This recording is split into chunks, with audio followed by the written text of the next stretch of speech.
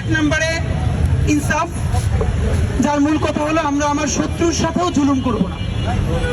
আমাকে যে ভোট দিবে না, আমি জানি সে কেন্দ্রে গেলে আমাকে ভোট দিবে না, তবুও সে যেন আমার বিরুদ্ধে গিয়ে নির্বিঘ্নে কেন্দ্রে আমার বিরুদ্ধে ভোট দিয়ে আসতে পারে, সেই অধিকার রক্ষা করে আমাদের সব থেকে বড় লড়াই। সে আমাকে বলবে আমি তোমাকে ভোট দিব না, আমার যদি অনেক ক্ষমতা হয় তবুও সে ভোট দিবে না জানা সত্ত্বেও আমার বিরুদ্ধে গিয়ে ভোটটা দিয়ে আসতে পারবে, কোনো থ্রেট ছাড়া, হুমকি ছাড়া। সেই অধিকার প্রতিষ্ঠা করতে হবে, এইটাই হলো ইনসাফ।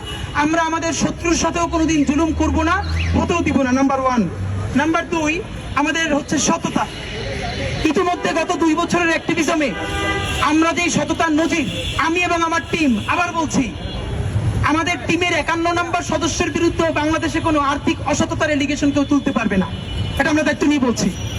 আল্লাহ যদি আমাদেরকে এম্পাওয়ার্ড করেন, তখনও আমাদের সততার ব্যাপারে আপনারা ইনশাআল্লাহ আরো বেশি জানবেন এবং আপনারা এটা নিয়ে হ্যাপি থাকবেন। নাম্বার 3, স্বাধীনতা। 54 বছর হয়েছে বাংলাদেশ রাষ্ট্র তৈরি করতে পারি নাই। কখনো এখানে ভারতপন্থী রাজনীতি, কখনো পাকিস্তানপন্থী রাজনীতি, বাংলাদেশপন্থী রাজনীতি। শহীদ প্রেসিডেন্ট জিয়াউর রহমান যেটা শুরু করে গিয়েছিলেন, আল্লাহ ওনাকে জলদি নিয়ে গেছে, আমাদের আফসোস। শহীদ প্রেসিডেন্ট জিয়াউর রহমানের দলও আজকে সেই রাজনীতিটা কতদূর আগায় নিবে আমরা নিশ্চিত হতে পারছি না। আমরা আপনাদেরকে জানাই, যদি বাংলাদেশের রাজনৈতিক দলগুলো সেটাই ব্যর্থ হয়, সেই স্বাধীনতার লড়াইয়ে আমরা ইনশাআল্লাহ নতুন রাজনৈতিক ফ্রন্ট হয়ে উঠব। এবং এই স্বাধীনতা মানে আমরা শুধু কাগজে কলমে একটা বাংলাদেশ লেখা বুঝাই না, সিদ্ধান্ত গ্রহণের স্বাধীনতাকে আমরা বুঝাই। আর একটা সার্বভৌমত্ব আপনাদেরকে বলি, স্বাধীনতা পৃথিবীর অনেক দেশেই আছে, সার্বভৌমত্ব নাই। বাংলাদেশে স্পষ্ট বলি, স্বাধীনতা আছে, সার্বভৌমত্ব নাই। আমার জমিনে এখনো আমার কাঁটাতারে আমার বোন ফেলানির লাশ ঝোলে।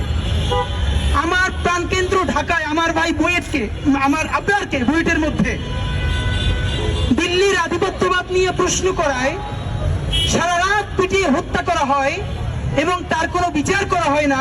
এরকম একজন আপনারের গল্প আমরা জানি। শিবিরের নাম দিয়ে এরকম অসংখ্য আপনারকে গত 15 বছরে বাংলাদেশে শহীদ করা হয়েছে। আমাদের ইলিয়াস আলী আমাদের পানির অধিকার নিয়ে কথা বলতে গিয়ে যে গুম হয়েছেন, সেই গুম হওয়ার পর তার লাশটাকে চিরে সেই লাশের মধ্যে পাথর ঢুকিয়ে সাগরে ভাসিয়ে দেওয়া হয়েছে। হাসিনা এইটা করে পরের দিন ইলিয়াস আলীর ছোট কন্যাকে পাশে বসে এসে কুমিরের মায়া কান্না করছেন। বাংলাদেশের অধিকারের কথা বলতে গিয়ে সালাউদ্দিন আহমদকে জীবিত পাওয়া গেল ভারতের সীমান্তের মধ্যে।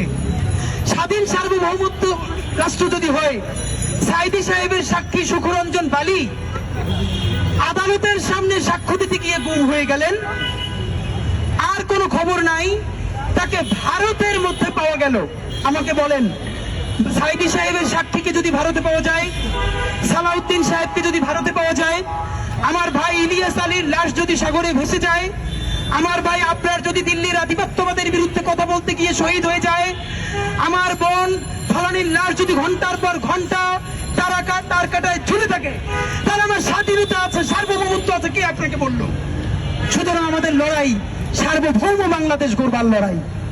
যেই বাংলাদেশের সীমান্ত, যেই বাংলাদেশের স্বাধীনতা, যেই বাংলাদেশের সমস্ত সিদ্ধান্ত গ্রহণ করবে, একক কোন রাজনৈতিক দল নয়, কোন বিদেশি বন্ধু নয়, সিদ্ধান্ত গ্রহণ করবে বাংলাদেশের জনগণ। এবং সেই লড়াইয়ের যে রাজনীতি, সেই রাজনীতি ওসমান হাদিদের রাজনীতি, বাংলাদেশের রাজনীতি। আমি মনে হয় আমাদের নির্বাচনী ইশতেহার আপনাকে বলে দিতে পারলাম। আশা করি আমরা ক্লিয়ার করতে পেরেছি। Thank you.